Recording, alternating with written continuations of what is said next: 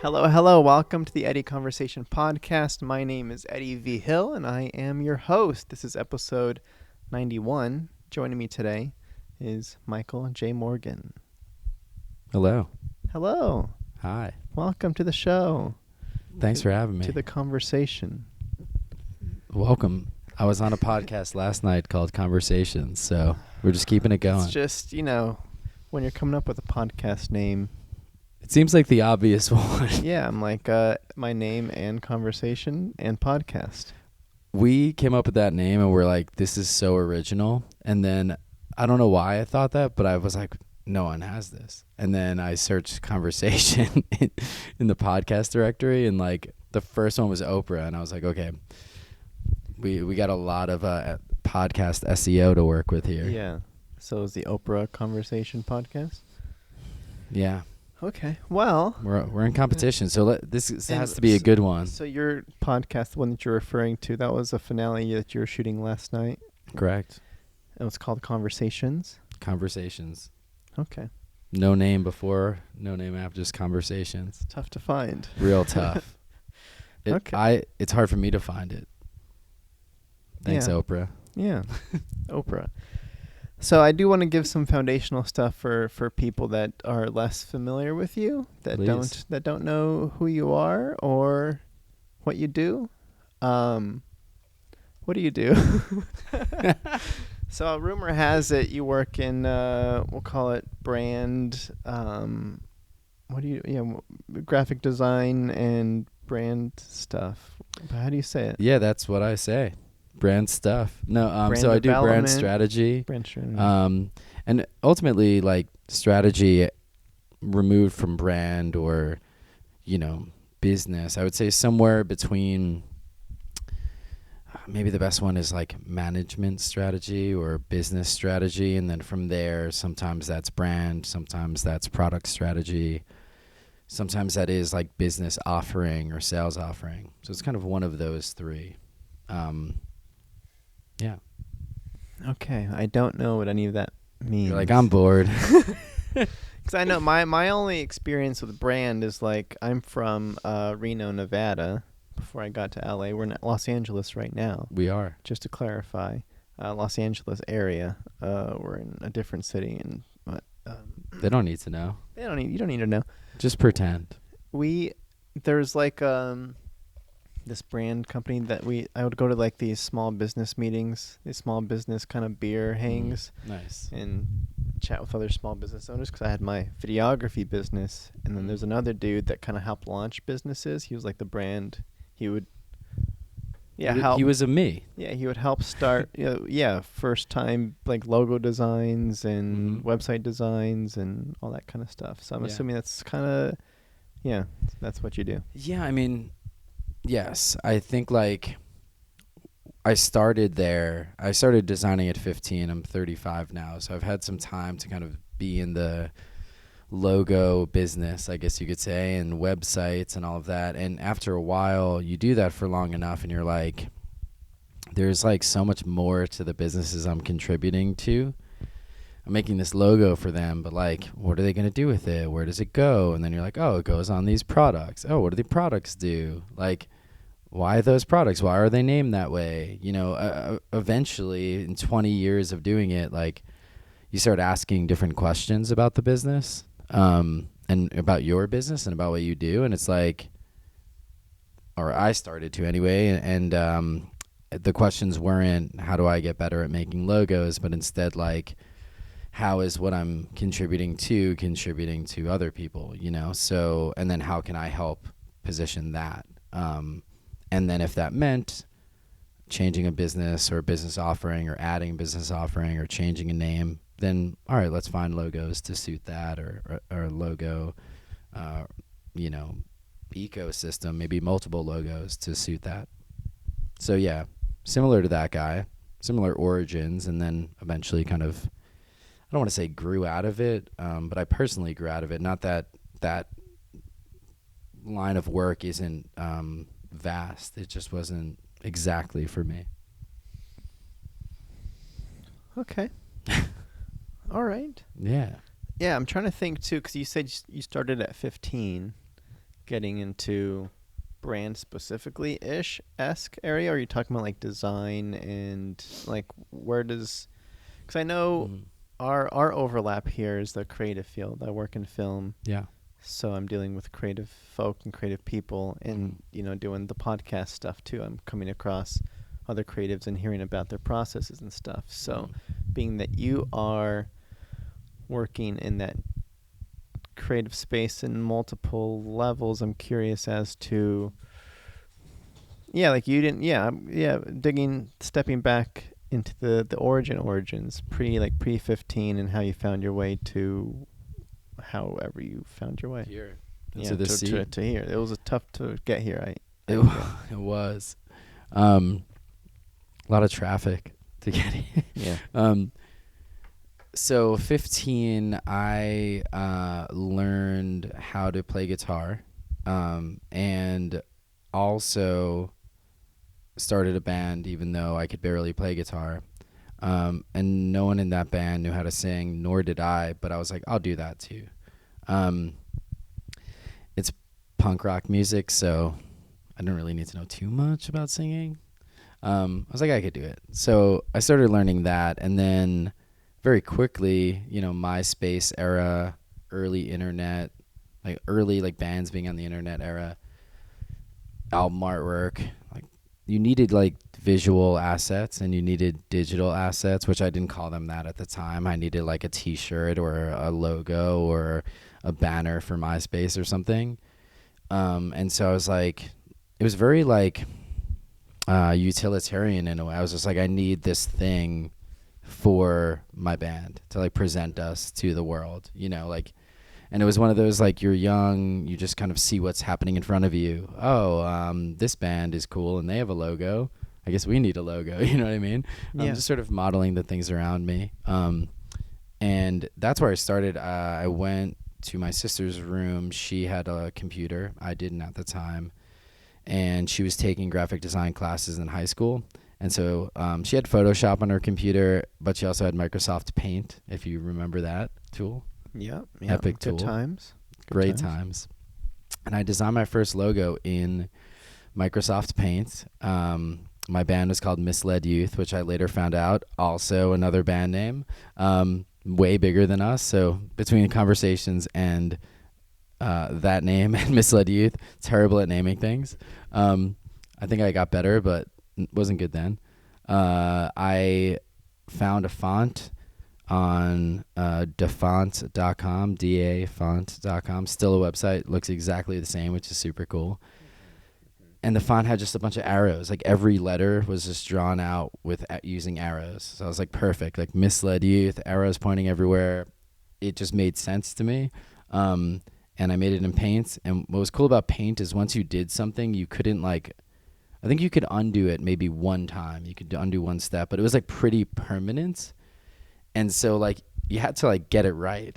I thought that was really cool. And so like I got it right, and then I exported it and I printed it, and I still have like that printed thing. I don't know how I still have it, but I have the crumpled up printed logo that I designed then. So that was kind of how I got into it.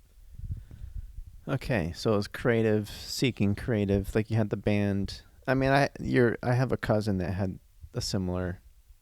Yeah, he started the punk rock band like Offspring and all that kind of stuff. And You started the Offspring?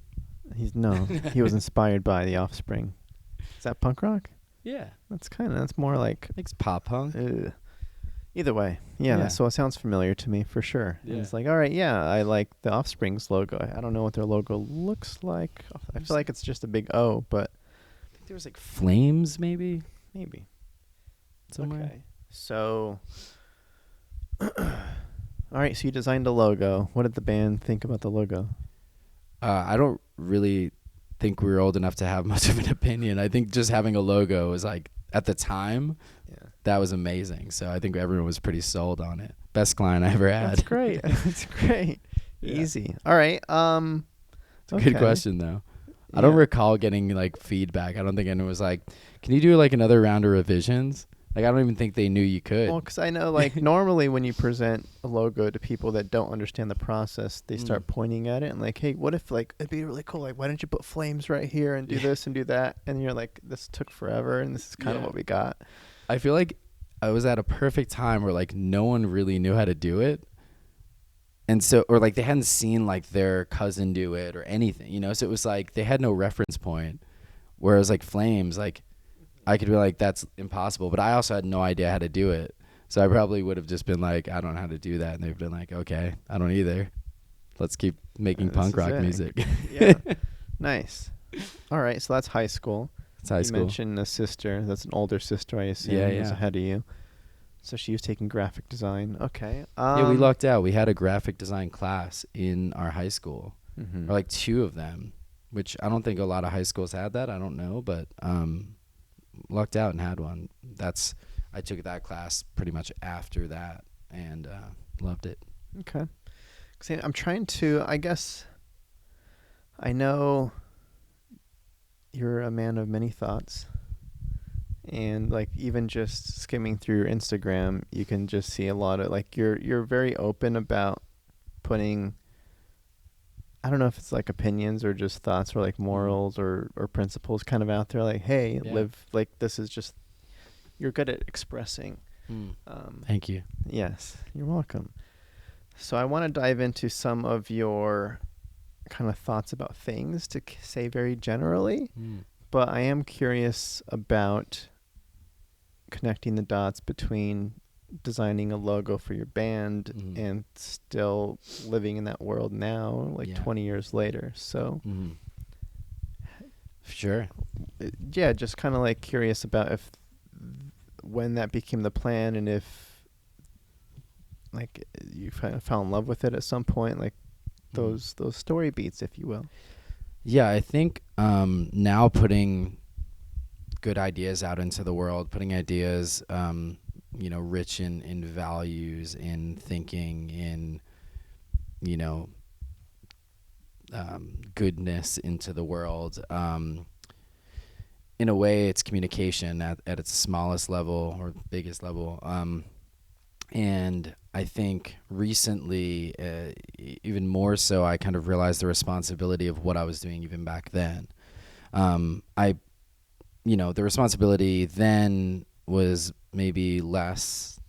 I was just making a logo for MySpace, but I was still communicating something, the color choices, the typography, the name of the band itself, where that showed up on what merchandise. Was it a pin or not, or a shirt? Was the shirt black? These were symbolizing things. They were communicating things. They weren't communicating the biggest things in the world, but they were communicating things. And I think over time realizing the importance of that, and the importance of word choice, and the importance of, the challenge of being a creative person, because it can be challenging at times, or sometimes a lot of the time.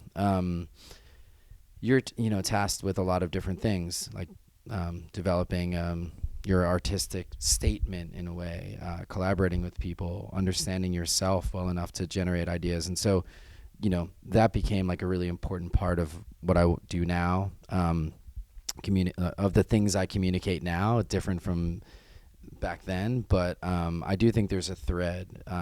Just to speed up my history, it was like, did that in high school, graduated high school, after shifting around into majors, ultimately decided I want to do graphic design, and did that, graduated, got a gig in design, and then worked a career in design until I decided I don't really want to work 9 to 5. I'd rather kind of own my schedule, own the clients I take on, or be responsible for the clients I take on, have people come to me for me and the things I can contribute, not need to play hierarchies to get a project that's better or something like that.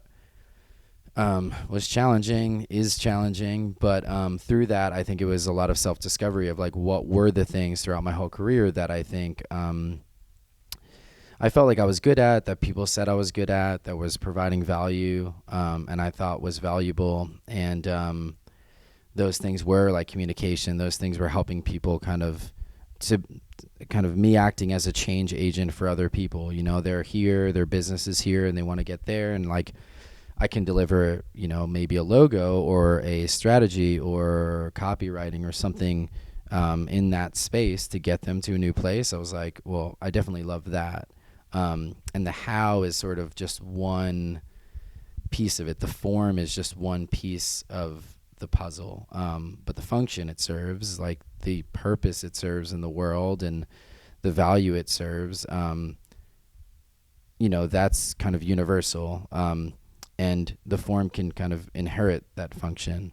It can, whether a logo needs to serve a certain purpose or maybe you don't need a logo at all. Maybe you just need a good like tagline or an app, or it could be anything. You know, the form, to me, I used to be so married to that form. I'm a graphic designer. I can only do graphics. And then over time, I was like, I want to learn as many forms as I can. You know, I'm currently designing a hoodie from scratch, and like, I didn't know how to do that a few months ago, but now it's like when I've kind of removed my identity and attachment to like form creation and instead was like, well, what is the change I'm trying to make?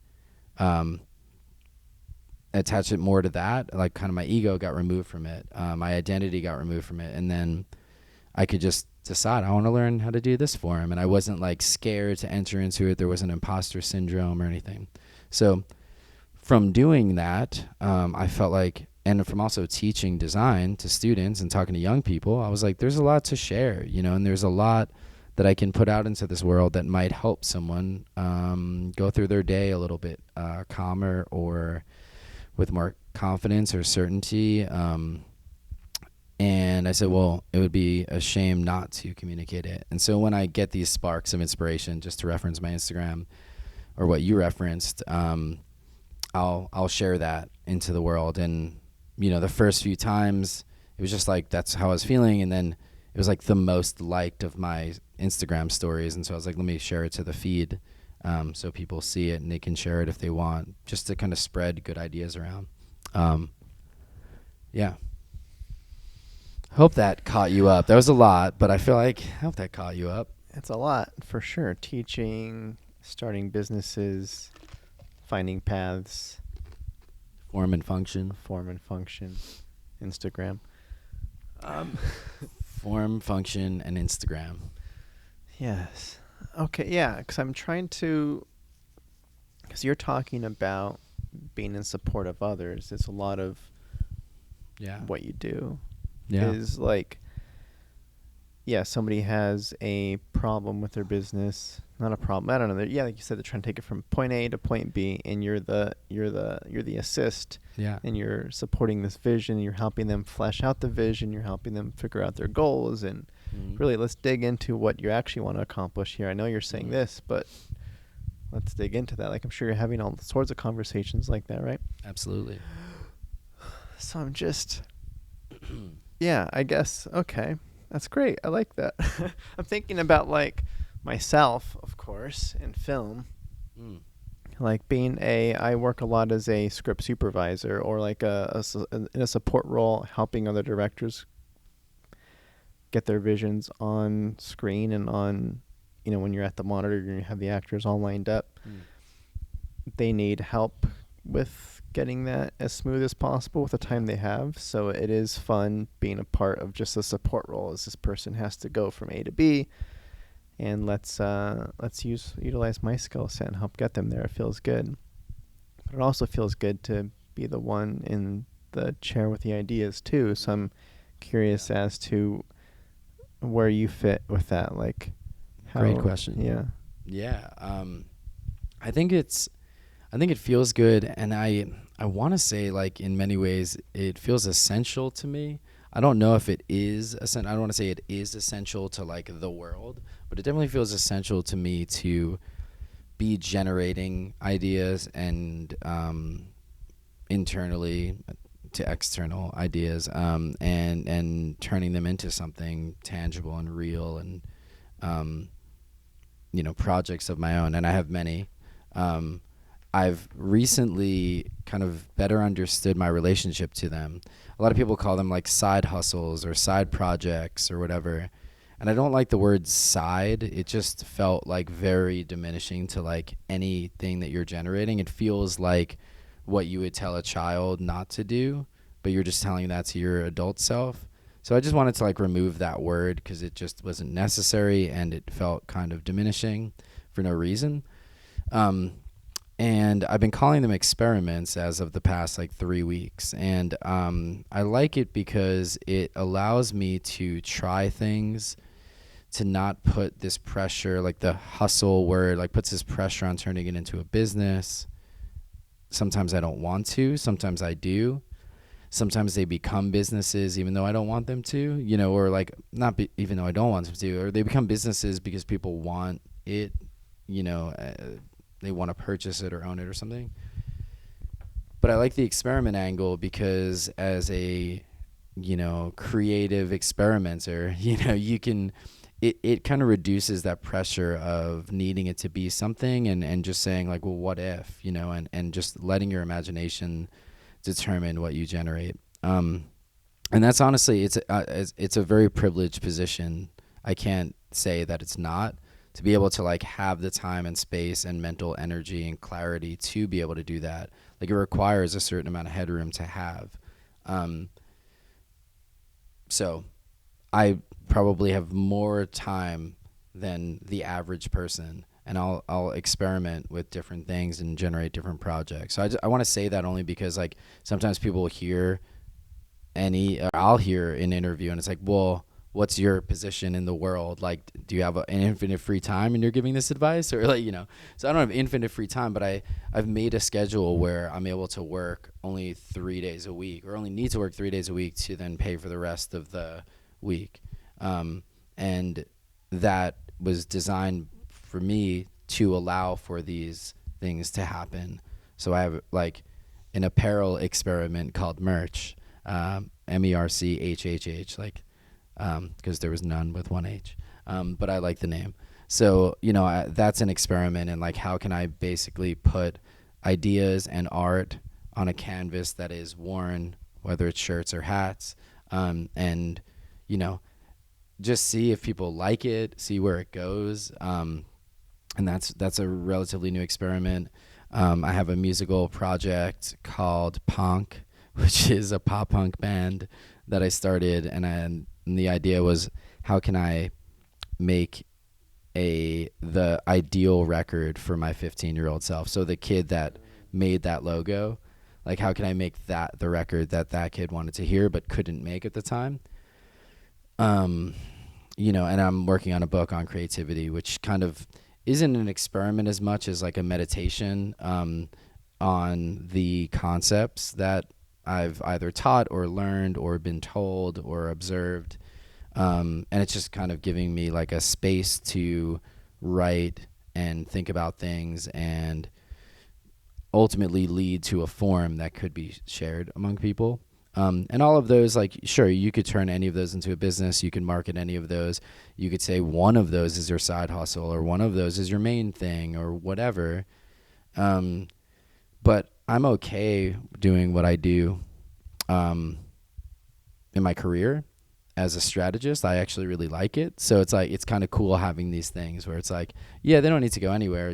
15, 20 people buy the book or read the thing, or 100 people or 200 people. Like, that's cool. That's great. You can fill a room with 100 people, but it allows that like younger than 15-year-old self to kind of re-enter my life and just like have access to the tools I have access to and be like, run free and make something cool. Yeah. Yeah, and how pointful was getting yourself to that 3-day week? Like, I'm assuming that you've been experimenting with experiments since probably forever. I've got to assume that there's always something going on. I know for myself that if I'm only supporting creatively on other stuff, there is this voice in the back of my head that's like, I need to do something for myself, some sort of creative outlet. Yeah. So how did you, I'm assuming that you purposefully went and made the time so that way you could do these things. And I like how you reworded the side, because I'm guilty of the side thing Right. too. I know I think it was when I first moved here, I was like, yeah, I make my money by script supervising, and on the side I make my I make my passion projects and stuff and work my way up as a director. I think these days I don't know, I describe it as like pillars. I'm building up these two pillars so they're more, so I look at them more equal myself. It's like I'm building up the script supervisor pillar and getting experience there, and then director pillar is also being built simultaneously. So yeah, I think it is helpful to get out of that side mentality. I love that. The language, it matters so much. I'm like 2 chapters into this book. I'm not exactly sure what it'll be called. I think it might be called Exploring Creativity. That's the name of the podcast / research project that led to the insights that led to the book. But regardless, the second chapter is about words and language and how it affects the creative process. And I think language affects a lot of things. And to your point, it's like calling it a pillar, calling it an experiment versus calling it a side hustle. It does a lot in shifting how you interact with that thing, and how much respect you have for that thing and how much respect you're asking of others to have in that thing. It's a pillar. You don't really want to knock someone's pillar down, but someone's side project, you're like, yeah, dude, but like, can you go out to drink or whatever? You know what I mean? It's like, it's not as important. Yeah. And so, yeah, I definitely, when I can, I'm definitely not perfect at this by any means, but like recognizing where the language is. I was literally just having a conversation with my friend Jake about this. I was like, what's on your mind? And he's like, I've been really trying to notice where I'm saying like negative terms, even like subconsciously, that could have been phrased positively, like no problem. Like problem's a negative word. It's like, why not say, that's great, I'm excited to do that or something. And him and I have had conversations like this for a while, but I think it's really important to recognize where your language is like kind of coloring your experience as a creative person.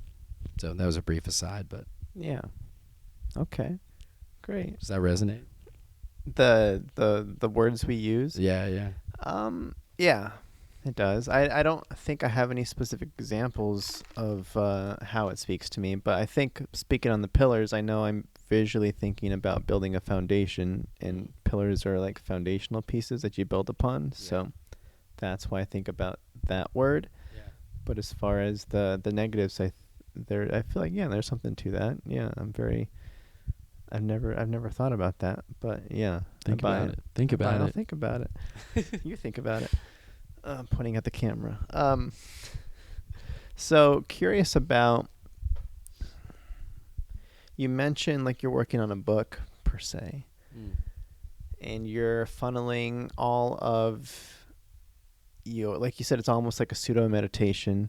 Like it's like, all right, what have I learned? How do I process things? What is creativity? And how do I don't know what goes into writing a book on creativity, but I am curious as to where you find your own inspirations on creative stuff. Like we're like a lot of professions, like this is kind of upon yourself to do, but like the constant study and the constant going back to school and what it like, not the like the kind of exercise where throw away everything you know and start from scratch. And I don't like, what kind of work did you do to develop your creative brain, and how do you keep that growing on your side? Well, I think in terms of like what inspires me, it changes depending on the project. But I think ultimately it always goes back to your default reference points and then anything you add on to that. So like if I'm to make a musical project, there's like a subset of musical genres, and only a small, if you look at all the songs that exist, there's only a small section of songs that I've ever heard or know about. Like if we're talking every song I might possibly know or have heard, even if it was in passing in a restaurant that I walked by. there's only a few songs really when you zoom out that I actually have heard. So when you think about like what's inspiring your music, if you look musically, it's like, well, this subset, and then inside of that subset, probably a smaller subset. And I think that then leads to the question of like, well, how do you expand your creativity, or like how do you expand your reference points? And it's like, well, that's pretty easy now that we're in the information age. Like you can do that immediately. You can go on Spotify and search for like anything and get anything. You could browse a favorite artist and click anywhere and hear a new artist. And so that's like the access to it is easy, but the part of it that I think is maybe unique to my process, or not unique in general, but definitely something I've been doing, is really like being active about seeing or hearing or experiencing whatever it is that I want to become a reference point. So like, for example, we were doing the photo shoot for the latest collection for merch. And I had some ideas of what I wanted it to be about. The campaign is called, or the collection's called 7 Days a Week. There was a shirt and hat combination for every day of the week. And so I knew that like I wanted there to be some like weekly narrative. I knew kind of where I wanted it to be. And then like right away, it's like, okay, well, like what the word week and 7 days a week, like what are the symbols and ideas and signs that go into the word week? There's so much. There's like right off the bat, you could think of some. And then when you do some more research, you could think of even more. And then when you think a little abstractly, you could start bending what works for a week. So there's like inherent like references and inspiration just in the language we use, the ideas, the symbols that we have around us all the time. And then there's things that we've seen before, you know, like maybe another brand campaign that I've seen in the past, or another business that did something about weeks or whatever. And I mean, I even was inspired by Apple's calendar app icon for that campaign specifically. But you know, so there's like your built-in reference points that you grew up maybe listening to, seeing, whatever. There's new ones, and there's like just sort of neither of those things, sort of just like the signs and symbols in our culture. And I think the trick is really like knowing that you can tap into those things, all of them, and really just open up like a portal for them to come back to you. I think they're like all in your subconscious somewhere. And maybe your brain needs a little reminder to see them or to experience them, or a prompt to kind of get them going again. But for me, it's like I really try to be in a place where when I'm doing that thing, I can open myself up to those coming through, right? So when I was working on the punk, the first single that I did, I knew where I wanted to pull from. Like I knew it was for the 15-year-old self, and I knew that it was pop punk. And I just started listening to these records all over again on repeat for like days. Yeah, nostalgia kicks. Yeah, but really bringing it out. And I was like, what is it though? Like, what was it? And I really dug into like, and this is the other part that I was saying was kind of unique to me, is just digging a step further than I liked Blink-182, I liked MXPX or whatever, and being like, well, what exactly? Like, what were the exact things that I liked? Because I didn't just like MXPX completely. There's songs I don't like. There's parts I don't like, you know, but there's parts that I really like, and there's lyrics that I really like. And so, like, why did I really like those, you know? And when you listen and you just let yourself feel it, it immediately, and then you're like, wait, I just had like a peak feeling. Like, what was that about? Oh, right. That lyric was really snarky or smart, or I like how it was kind of sad but still fast. Like that nuanced description of the reference point to me is where you start borrowing in a way that isn't stealing from MXPX, but it's actually kind of thanking them for making that exist, you know? Yeah. Okay. Yes. Because I think, I that's the kind of stuff I want to do. Okay. I don't do it from a creative standpoint. I know when, I guess, just to, like, I I write scripts and I make shorts and try to get some movies made and stuff. And I'm thinking about like, all right, you spend all this time on the one idea. It's like, all right, cool. The goal is to make a movie, and then you get stuck in that one thing. And then by the time that you get to the end process of like, all right, the movie's done. Let's figure out what are the processes that complete the movie, and you have to learn all that stuff. How do I coordinate this? Then you have to like figure out marketing and poster design and distribution and all that kind of stuff. And then by the time you get to that, like right now, I know I'm finishing up on movie number 2 stuff, and I'm thinking about like, oh, I feel like I haven't gone back to the well of creativity for a while. And like, what? Like, I feel like all my references are so old. Like, I haven't watched movies for the sake of like study for a bit. And so I went and did an exercise of like the basics of, all right, what movies do I like and what directors do I like? And I have to do that deep dive. It's on my list to do. It's on my to-do list. Okay. Hold me to it. Of doing that kind of work where it's like, let me watch this movie that I love. Yeah. Why does this scene work for me? And what moment really got me? And why did it hit me? And what shot was that? And what did the actor do? And was it a push in? And what was the sound design? What did the score do? Like all that kind of stuff. Because that is so much work. That's a lot of work. And it's overwhelming very quickly too, especially when you talk about the information age on how there's so much to absorb. Yeah. But there's also like, it scares me. It's a lot. It is. I think that like there's also at the end of the day, and why I reference like 15-year-old me and 10-year-old me is like I have this distinct memory of me as a kid in my room. I used to get Hess trucks every birthday because I don't even know if you know what they are. Hess is a gas station. I think it's on the East Coast. They might not even be national. Grew up on the East Coast. My birthday is December 4th. Christmas was pretty close by. So I would always get, and they would release Hess trucks, I think, for the holiday season. And my grandma would just always buy me these trucks. They were really cool. They were always like a different truck every year, different kind of truck or car. Sometimes the trucks had race cars in them, like helicopters. Like they were always so dope. I loved them. And they were refined enough to feel like more of a boy's toy for like I'm grown up. But like they were still chunky enough to feel like a kid's toy. They were like somewhere in between. And that's unnecessary context, but look them up. It's pretty cool.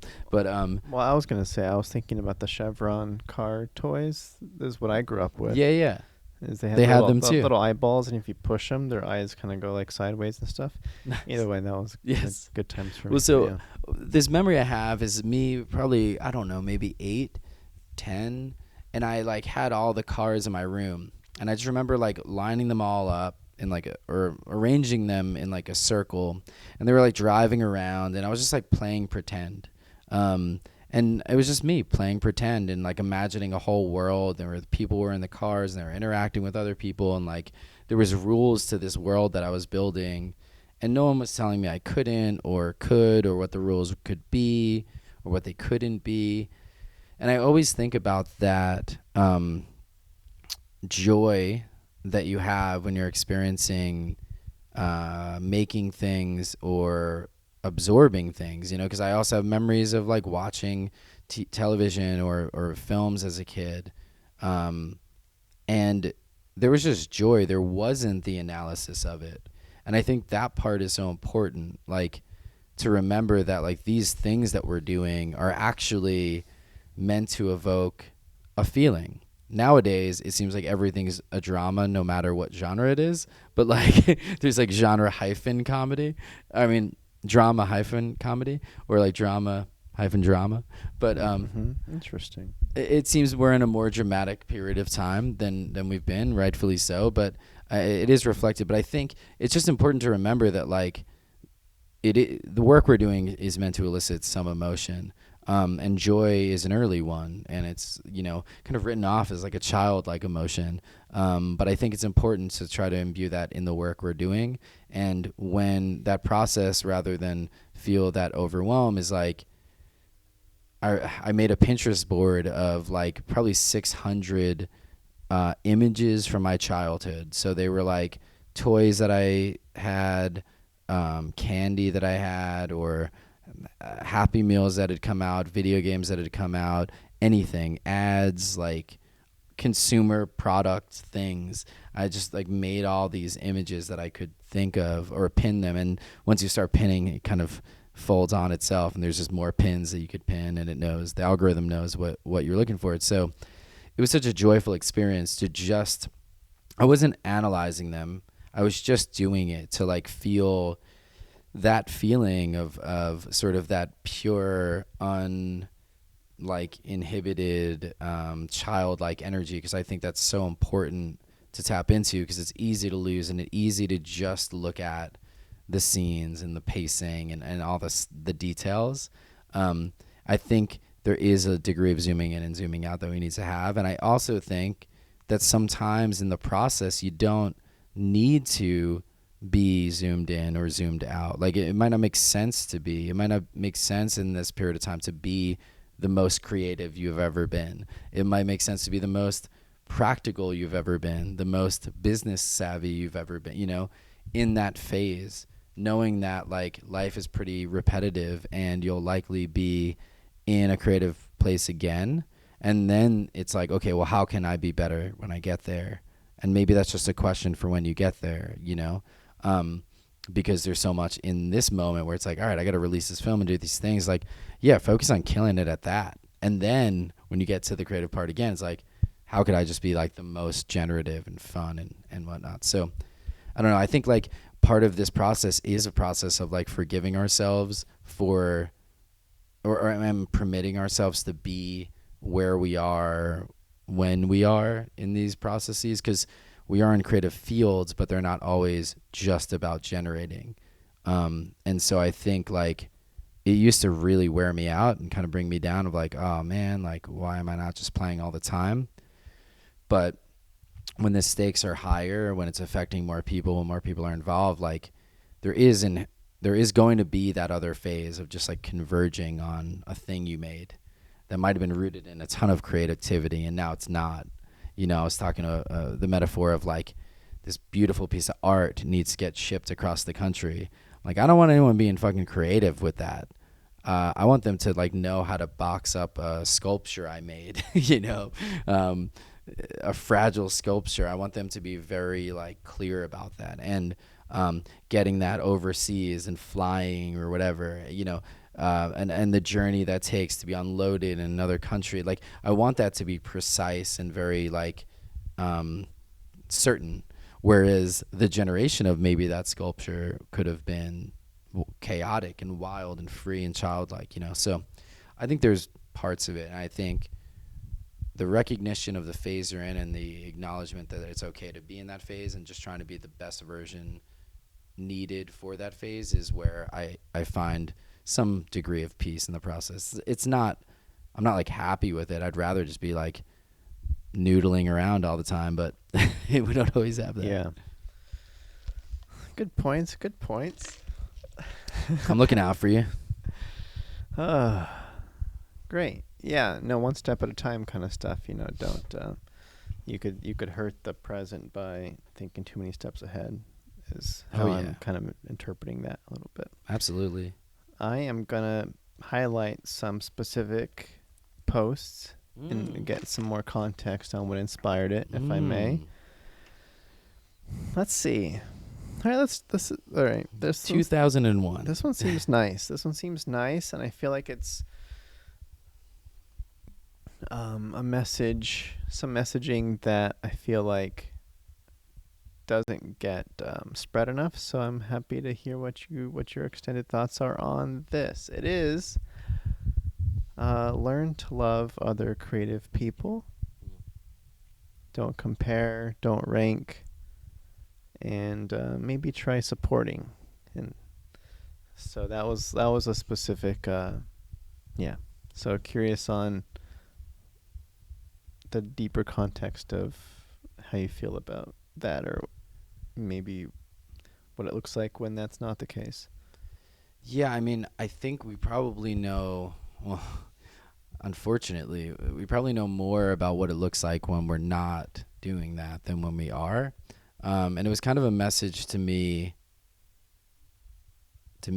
and to my students and to some people around me at that time of like, and I forget exactly what finally sparked that post, but I was getting so much joy being around creative people in New York that were making poetry or comedy or songs that I thought were really good. And I remember like my younger self, watching bands play that were playing pop punk music that were from the nearby neighborhood around my age, like being like, they have like a better song than we do. Like they look cooler than we do and their pants are tighter or whatever, like I was like, we're not as cool. You know what I mean? Yeah.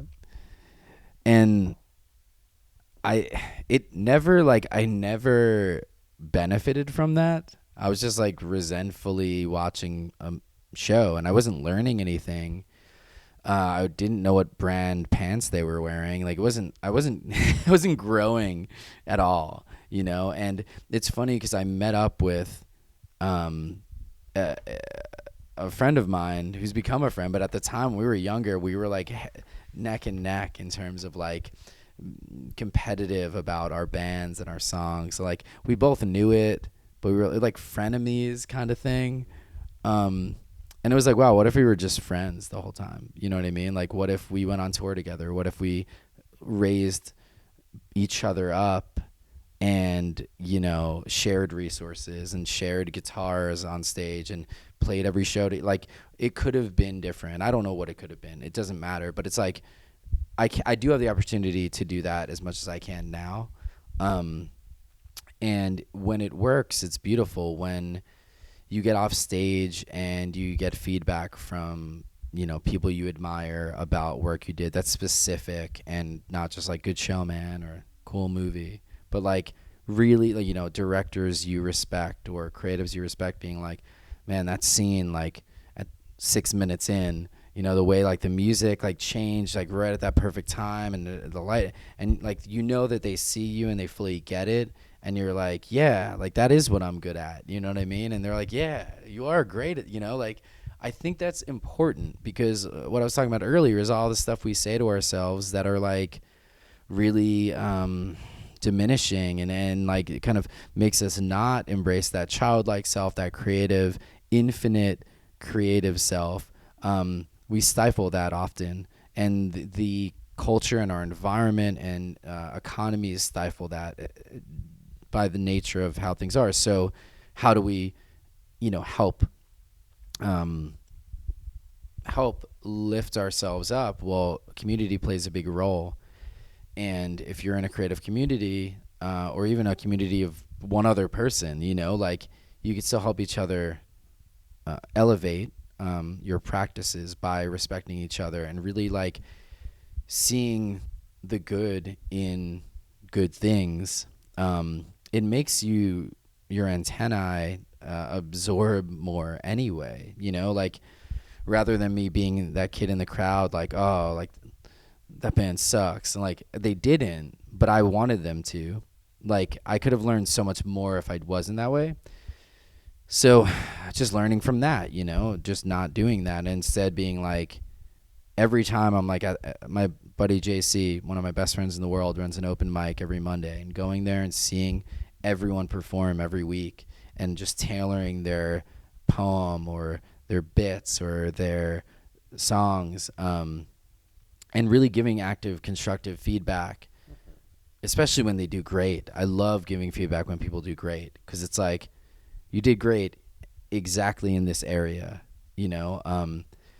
it's just like, I'm looking out for you. I want you to look out for me. Let's grow. Let's get better. And I think it's just a beautiful thing, Yeah. That's great. That's great. I feel like we should hug here. Because I'm thinking about, the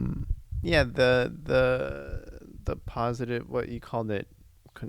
You called it constructive criticism? No, how did you just phrase it? With like when you have a positive thing to say about somebody's work, they just came off the stage or off the mic, and yeah, I feel like we could use more of that. That was because that sounds specific to that community too. Was that something that was pushed for in that environment? Like everybody was more open to that, or was it kind of? I can't say like this is all from me, because I think, there was a period of time where I'm a songwriter and I have been my whole life essentially, but there's a period of time where I just stopped doing it. I was like, this isn't important. Like, I'm not pursuing it. Like, why am I even doing it? And I just put it down completely and was like, pretty much like just about like, I don't even need guitars in the house anymore type. Like, I just don't need this side project, And I saw an ad for or not an ad, it was a post on the Explore tab of Instagram for a local open mic that just so happened to be like 2 blocks away from where I was living at the time. And I'd never been to an open mic. My experience with those was when I was way younger, and it would just be really bad bands, especially my own, playing these things. And we'd get like a 2-minute set at like 11:30, and no one would be there or care. And then we would get off, and that was that. So I didn't have like positive associations with open mics, but I went to this one, and I just watched everyone expressing themselves so deeply and was like, wow, like, this is pretty wild. And I played a song that I had written for a friend that had passed away years ago, and it meant a lot to me. And then I looked out in the crowd, and there was a bunch of people crying. And I was like, I felt so seen. Obviously, arguably, I don't want it to make anyone cry, but that song, if effective, would make someone cry, right? And so I felt very seen in that moment. There was like a joy to being seen. Obviously, it's kind of weird to feel happy when people are crying around you. I sound like an insane person, but there was a joy in being seen. The song was seen in the way that I had felt when I wrote it. And I was like, wow, there's something different here in this community of people. And it just so happens that JC was in the crowd that night. And this was like, I don't know, 6 years ago or so. And I didn't know that. And then I got off stage, and then this guy went on, read a poem. I was like, this guy's voice is dope. This poem's dope. I'm like, I got to talk to him after and just tell him, like, I love the way like you delivered it, the way you sound. The lyric or the line right here, like, I thought that was so dope. I was like, it's funny. It was dark. It was all, and he's like, dude, like, I was going to come up to you after, like, I was crying when you were playing that song. And I was like, this was exactly what I needed, and I didn't stop playing music after that. And I didn't, and if anything, I think that sparked my creative experimentation phase of my life, because I was like, that kid doesn't need to go away. He can coexist with me, the adult who's in meetings with CEOs about strategies. He could still exist side by side, and be seen and affect people. So I forgot where I was going with this, but yeah. Okay. Yeah, I'm also thinking about, because I'm thinking about the similar vibe of open mics that I've seen too. Like, I know I've gone to like stand-up comedy nights just on a whim as a audience member, and I'll stumble into a place and notice that like the only people there are other stand-up comics, and they're all kind of just doing the rounds of shopping their material to each other, and they're not even really there's not that supportive community nature there. It's just kind of like they're not really laughing, or if the laughs are happening, it's kind of just like taking notes or judging. Yeah, taking notes, or if or fake laughing to give like the idea that they're, I don't know. It's like, I feel like I should be laughing to give the, like, you're doing keep great. It moving. Yeah, you're doing good. Right. But it's not real. So the authenticity is helpful. No, it sounds lovely though. So yeah, you do poetry too, right? You write poetry, or you work on the songwriting and the poetry is similar? I mean, it was like lyrics, and then like lyrics and poems. When I graduated high school, I initially studied audio production, but then after that I studied English. This was me before I went into graphic design, because my parents for some reason didn't want me to study design. I don't know, I'll never know. But initially the safe route was audio production and then English.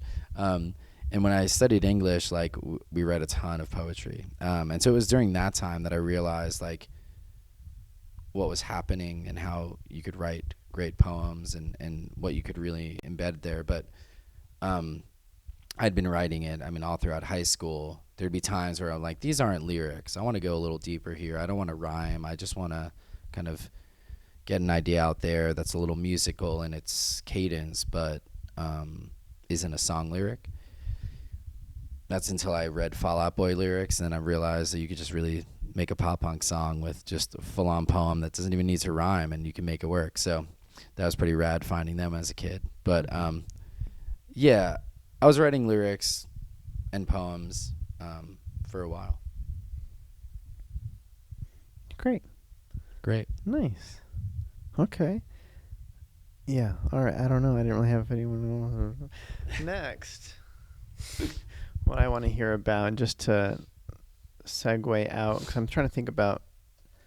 We're doing great on time, too, by the way. Efficiency. Efficient. I was curious about. You reference in a post kind of going through a workbook on mindfulness and self-compassion. Mm-hmm. And you reference, I think this was kind of maybe, I don't know how often, if you still teach, or if that was like a specific phase. But I think it was during that time you mentioned finding other levels to this life and realizations on the love you have to give. So I think this was maybe, I didn't screenshot the actual post, so I don't have the date for it, but I feel like it was maybe like a little kind of either early pandemic days, maybe year after, summer 2021 maybe. Yeah. But curious about self-compassion and workbooks and things you learned about yourself, that kind of the before and afters of how you saw love and what you had to give. Yeah. My friend Danny Klein, when I was doing the podcast Exploring Creativity, I interviewed him, and I saw this radical change in him. I've known him for a while and just saw him being more at peace with himself, more open to the world, and not the at peace with yourself where like you just like, I don't need anyone type at peace with yourself. Like there's a lot of people that I'm at peace with myself. Everyone annoys me, and there's like, or I'm so great that no one could really match that. And I didn't see that in him. And he's quite a successful producer and songwriter. And so it was really nice to see that and refreshing. And I talked to him about it, and he referenced the Mindful Self-Compassion workbook. There's a book and then there's a workbook. And I kind of just designed a weekend retreat for myself where I was like, I'm going to leave New York City. I'm going to go upstate. I'm going to kind of like book a Airbnb in the middle of nowhere, in the mountains with no service. And there, as I was doing it, I realized there was like this like spa with like saunas and whatever. And I love a sauna. So I was like, great, I'm going to do this. This is my routine. I'm going to do the workbook, time alone, sauna every day, and come back. And that'll be the weekend, 4 days. And so I tapped into the workbook there. It was quiet. There was like no noise of the city, no roommates, none of that. And it really it opened my mind to how much we're not realizing is happening with us in any moment.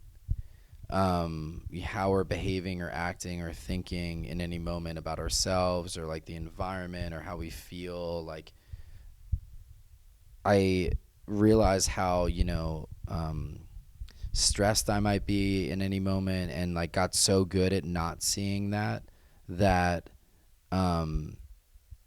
I just thought it was like a part of me. Like, you know, it's just like another thing in your bag, and you're like eventually just keep throwing things in your bag, and it's like, oh, it's just that my back's always this like tense or whatever. It becomes normal. Yeah.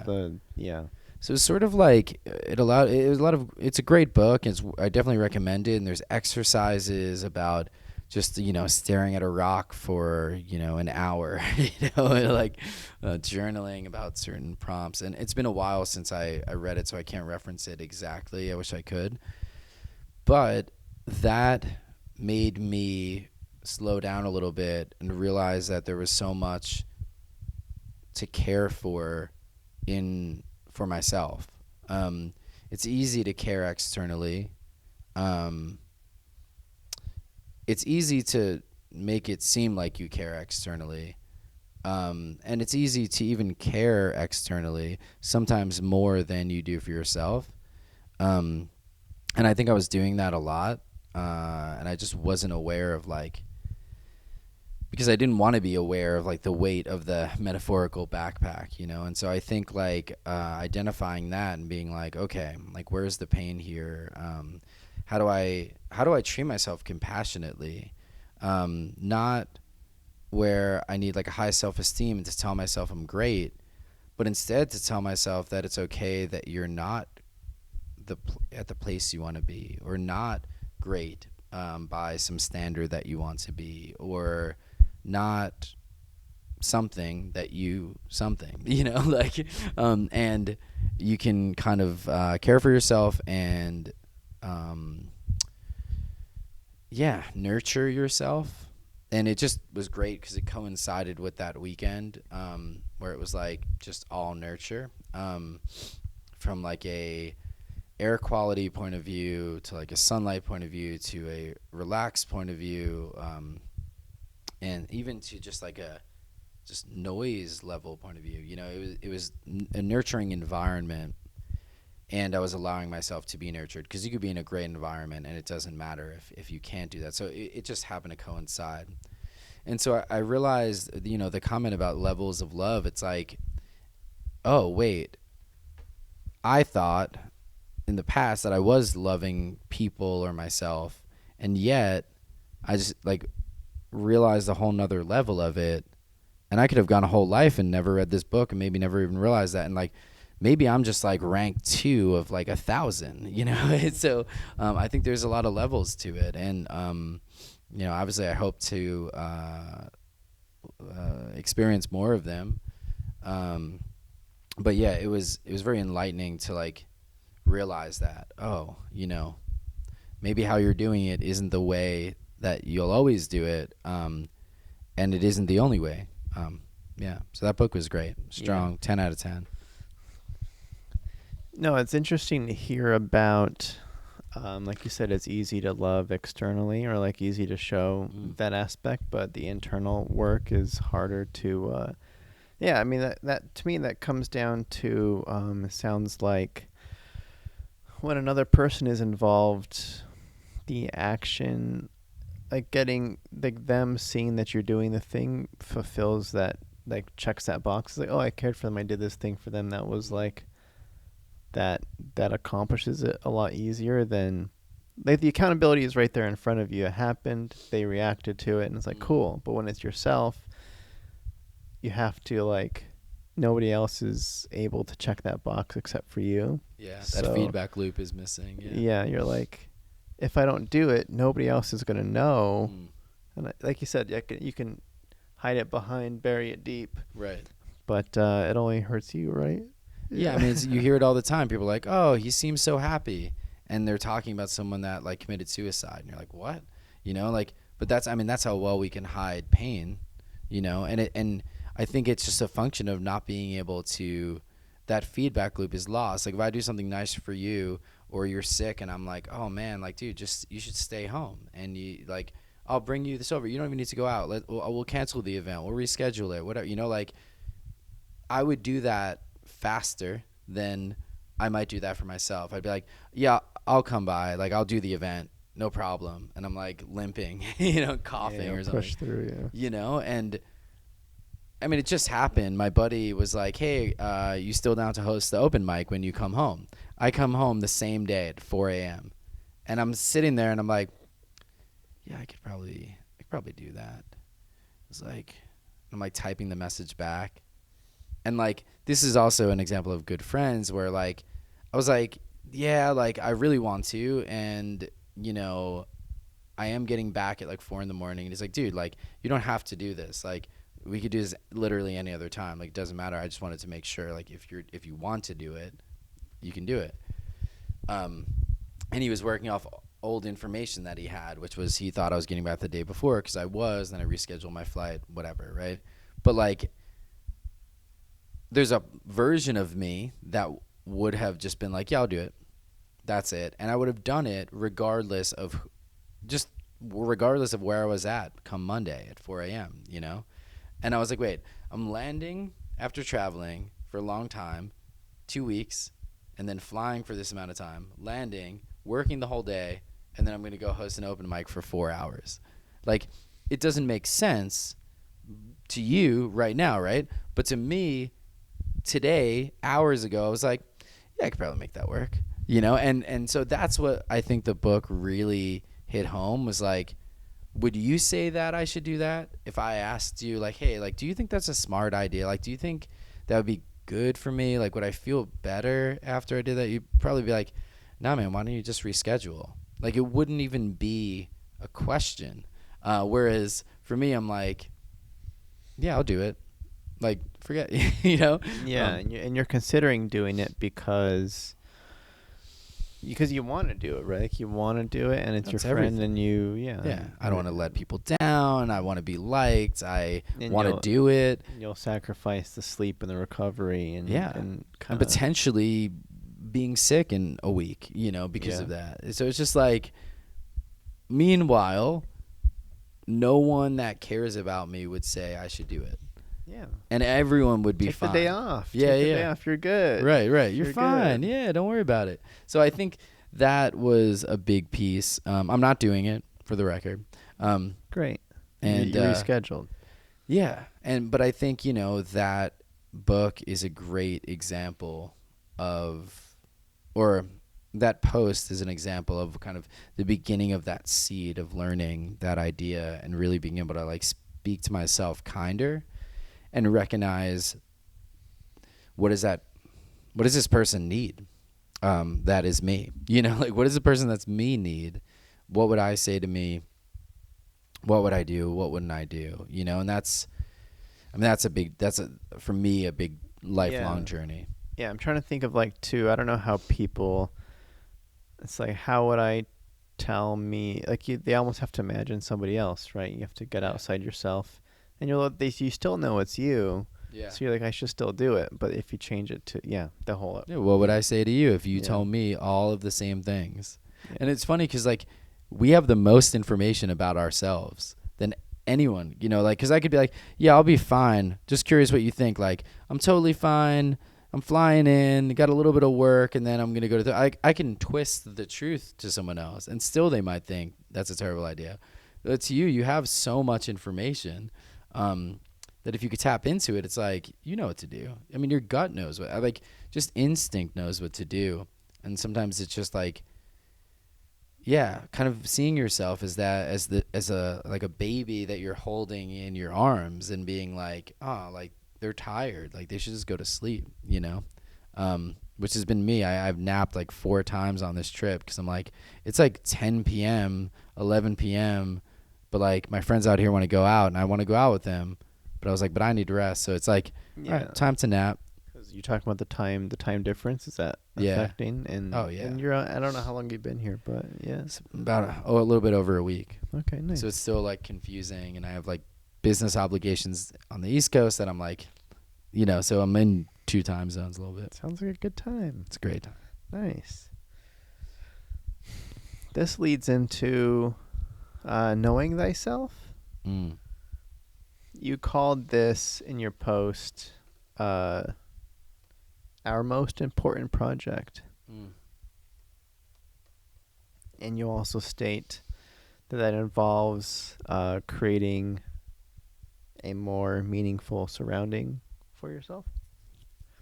So it feels like There's a lot there. Like we were talking about the compassion and the mindfulness. I feel like that plays right into getting that gauge on who you are. And then I'm curious on how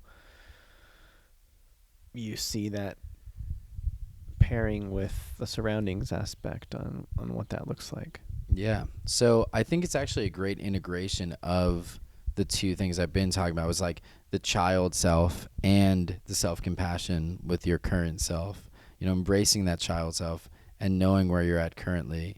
Um, you know, the self is obviously a debated concept in philosophy, and like what that actually means is definitely open for debate.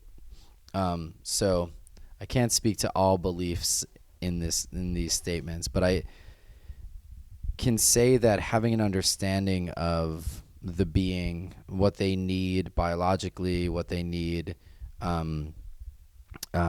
socially, what they need, or what they're compelled to do. You know, stepping outside yourself, just seeing you operating, like the consciousness. I mean, there's so much to this that I can't even get into it. There's plenty of people that have talked about it. Knowing, being aware of, like, knowing is a very interesting word, but being aware of, being tapped into the kind of drives, the motivations, the things that's attracted to doing, to being around, to knowing, to wanting to experience, like, and creating an environment both physically and mentally where it can do that, is important.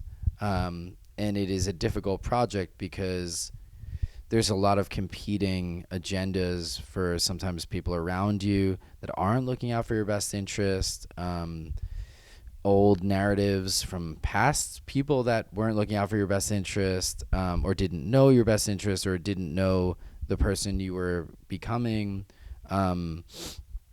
Ideas of what success looks like, ideas of what good means, just a multitude of things that could get in the way. And I think the project of the self is really a project of determining the philosophies that guide your stages forward, your steps forward. So it's continual. I think the interesting thing about knowing the self is that it's always changing. And once you know it, it's now changed already from the one it was before. And then it's like, well, it doesn't end there either. So that is just like another mountaintop that you're going to be able to see other mountains. And maybe it's like a taller mountain, and then you're able to see all the ones in front, and then more and more. So it's kind of an elusive concept, but I think like the most important project, because me showing up today focused, excited, and ready to give all I can to you, to the audience, like genuinely, like that is part of the result of the project of knowing myself and what makes me excited, and where I feel like I can provide value, and what I'm interested in, being okay to share those things. Like all of that is from tapping into the younger self and doing the work to be compassionate about myself, and even deciding to take a 2-week trip where I could have potentially sacrificed the job I have, for doing so. Like knowing that that was important for me and essential for me, to see family and friends and have time away from a city that is noisy in every way, then I could end up here, So I think it's a continual project.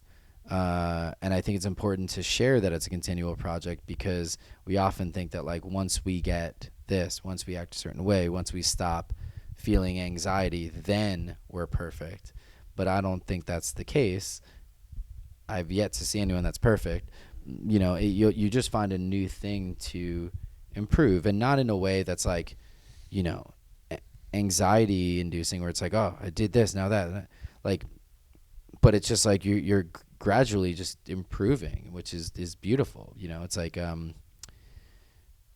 just kind of an additive sculpture that is your life. Yeah. Do you, or maybe, what does somebody look like that is near knowing thyself? Do you have or I imagine it's probably different for every person, but how do you see? I guess I'm just trying to. That's a great one. Yeah, I'm trying to Who's imagine. the most perfect person you know? Yeah. Well, not even being perfect. It's just like if you knew reaching that peak, what does that version of yourself look like? Is it like a nice, calm, very certain of who, like being certain of who you are gives a sort of, I don't know if the word is confidence, but like you described that one guy that just felt very like just grounded and just like, is that kind of the... Yeah, and I think there's components of a lot of different people for different parts of life, because life is not like one thing. There's so many components, like people that are great with their family, people that are great with their friends and themselves and their communities and their work, and their employees, and how they think about what they do. Like, I think there's levels to this whole thing, and there's different things happening. And so I think, they always say like the 6 people around you or 7, like, they have the greatest influence on who you are. And I think like the people around me, the people, on my iMessage, the little bubbles at the top that you could pin, those people have a tremendous impact. Your MySpace top friends. Yeah, the top 8, but now it's 9, which is sick. Except I don't have music when people message me. That'd be rad. But those people affect me, like there's people that I think have, know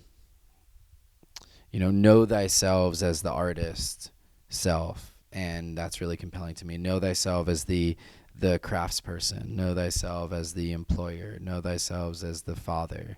Know thyself as,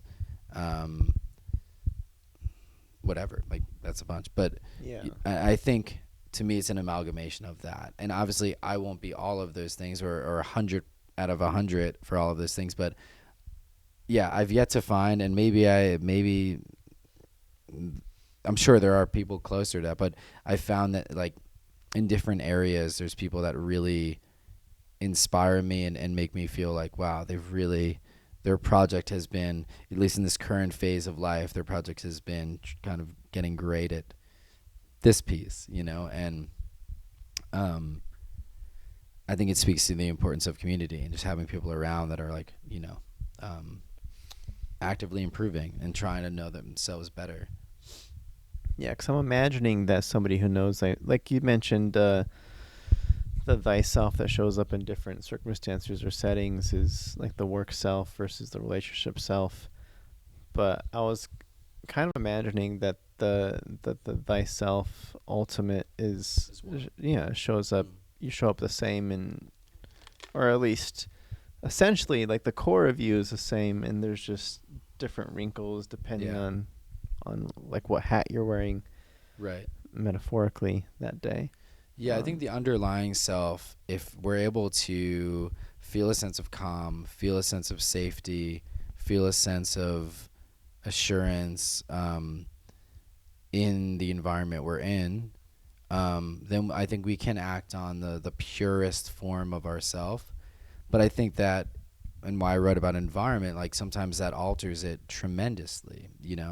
There's like, the level of openness anyone could have sometimes is grounds for the other person being open and the environment becoming more open, and other times is used on the opposite ends for manipulation. So, environment definitely affects that. And so you could always stay grounded as much as you can in all of those environments and all of those modes. And I think, and this is why the self is such an interesting concept, because to some philosophers there were many selves within, dark versions of self, light versions of self, and which is an interesting concept to think about too, but yeah, I think at the core, I really feel like the core is being present, and being present in what's happening in your ideas, in the people around you, the ideas around you. And yeah. Yeah. No, it's a lot. That's a lot. There's a lot going on there. Yeah, I haven't figured it out yet, but I'm getting It's closer every day. That's great. I'll let you know. Let me know how that goes. Yeah, no, that's okay. I guess I don't know. I feel like to wind us down, I was gonna ask a more. I don't know. Just looking at your Instagram today, you're posting about potentially taking an Instagram break, and I was gonna ask about that. What's up with that? What do you use Instagram for? How do you use it? Why do you need the break? And are you worried about anything with it being gone, or is it all the social medias, or just the?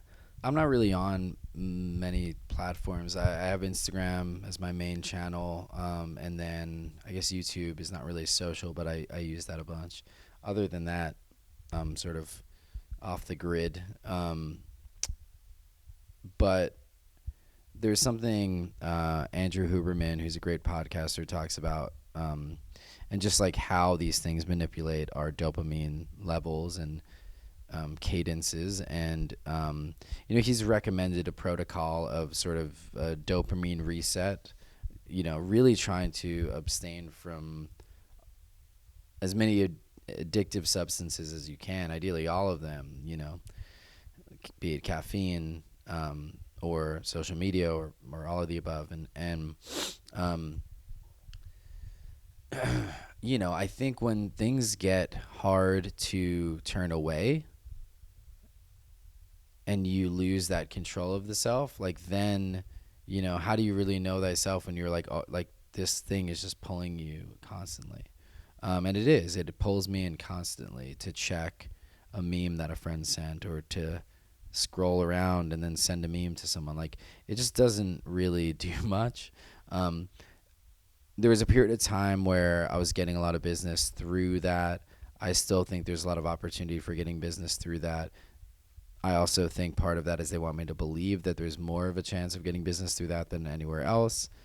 And then you're hooked, and then you fall into the addictive pattern again. So there's a lot of incentives narratively that are in my mind that I'm like, okay, how can I do this in like the most professional way where I'm set up for success and I'm not really sabotaging much, and the things that need to keep going are still going, but I'm not giving into something that is actively attacking my dopamine generating system, And I think that was really the incentive behind it.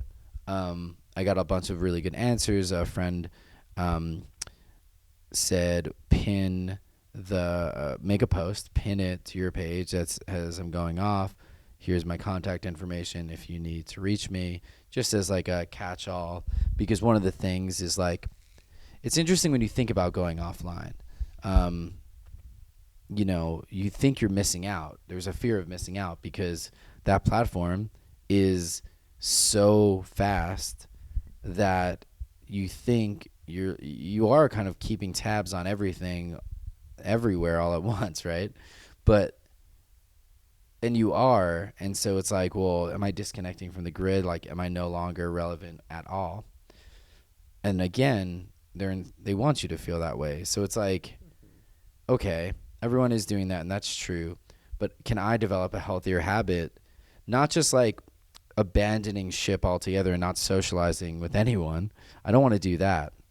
So I'm like trying to figure out a good strategy holistically that like kind of addresses all the needs that I need fulfilled, that I'm assuming leaving Instagram will like I'll lose, I won't have. And it's like, okay, well, to do this, if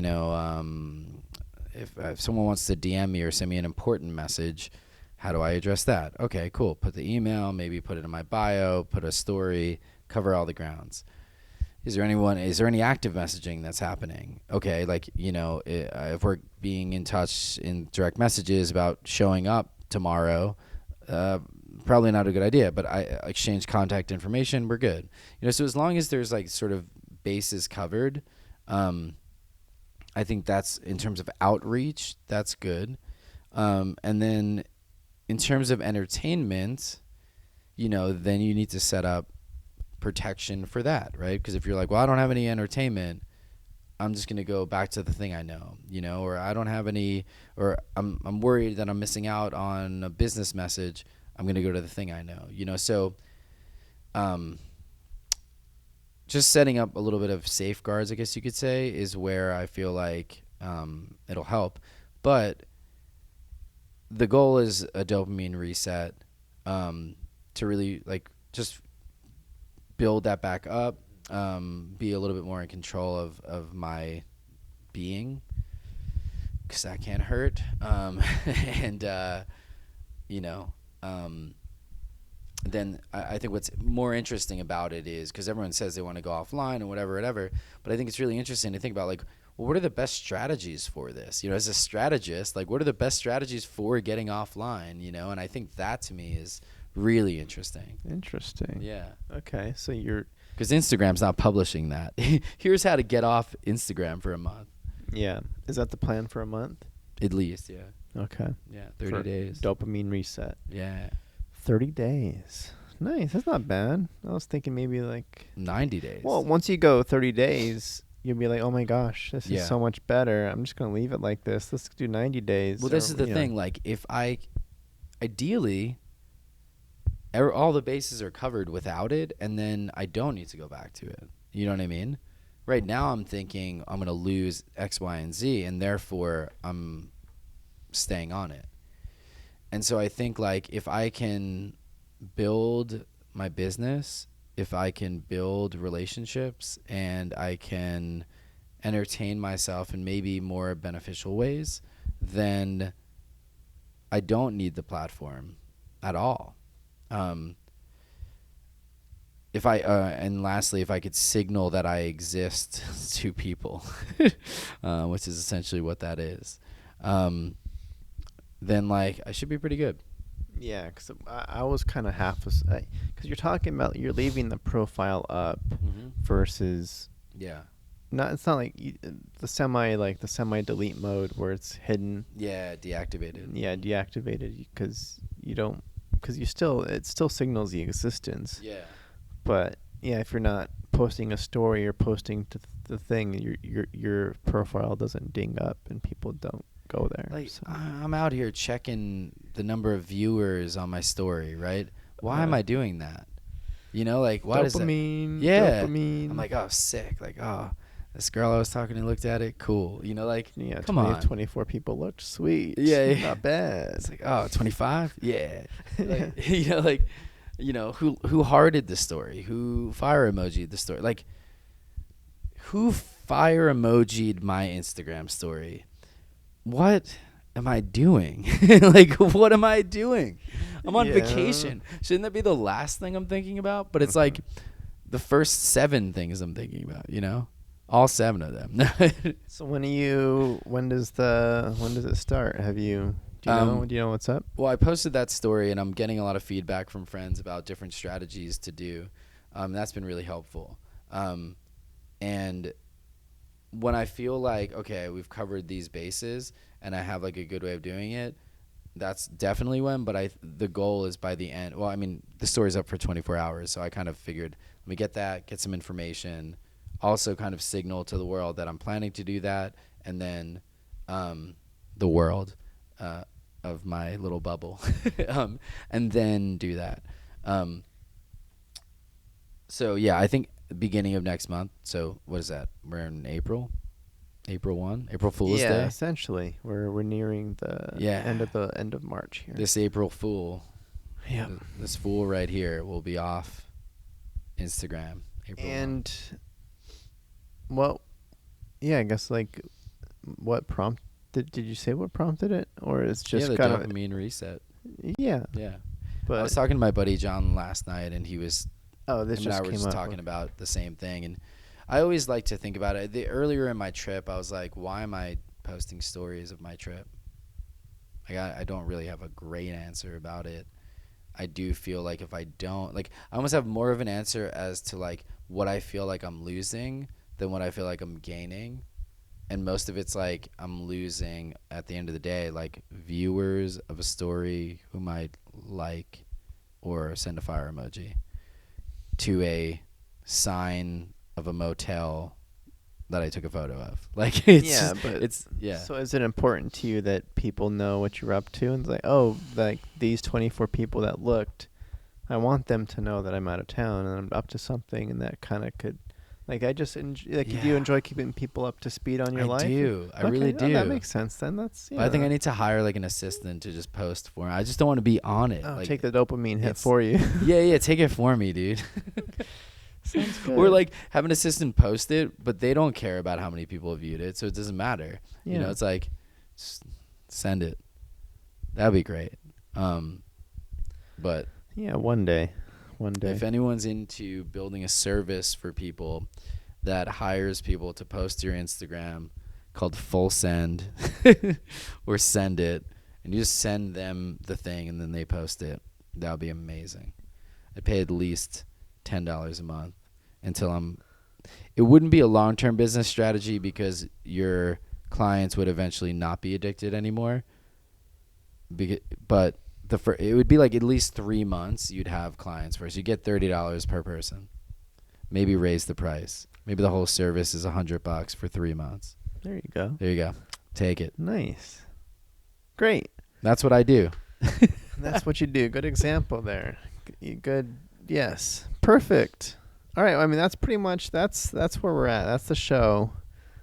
Do you have a theme song? Yeah. There's a theme song that'll play. I hope you enjoy it when you. How does it when go? You check it out. We could like bop to it. I don't know. What's the tempo? Well, you cut away from it, and then you have Cool. It's a whole thing. It's a whole thing. Well, last question. I know you're gonna leave Instagram here, but where can people find you? Yeah. So yeah, where do you? If you want to see my Instagram, it's Michael, Michael J. Morgan, Morgan. From there, my bio links to every experiment and thing I'm working on. There's like 10 at whatevers. I'm always big on making accounts of the project so you could see all those. And yeah, if you want to see any of the sort of like the business side of things, if you're like, hey, it would be cool to work with this person, and want to see some case studies of like design work. I haven't really put up a lot of like one-on-one consulting case studies, but we could talk about it. There's a website of my consultancy called Status. The URL is stt.us. I dropped the A from Status. I told you I'm bad at naming things. Yeah, it seems like you're good at using multiple letters in a row. That's been a theme. It's consistent. It's been a theme. So stt.us, you'll see all the stuff, and that should be about it. I mean, if you're in Bushwick, hit me up. Let's hang out. Or if you're in Brooklyn, anywhere, or in New York, and want to hang, let me know. Anywhere in New York. Not anywhere. If you're really far in like Albany or something, yeah, I'm not coming up there. So you can drive down. Cool. All right. Yeah, I'll do my best. I'll have to get those links from. I don't know why I'm saying this now. I'll get those links from you and put those in the thingies. But yeah, that's the show. Thanks for watching, listening, and thanks for coming out again. It was cool having you out and talking stuff I don't normally talk about. So this was great. You asked a lot of really great questions. I love that you looked at my Instagram and like pulled from there. It made me feel like, wow, I really said some things, and it made me feel great. But also like the topics were so. There's so much to them, and I feel really comfortable talking to you about it. So thank you. Lovely. All right. And nice to meet you. If you never heard of me before and spent an hour listening to me, thank you so much. That's pretty rad. All right. Bye, everybody.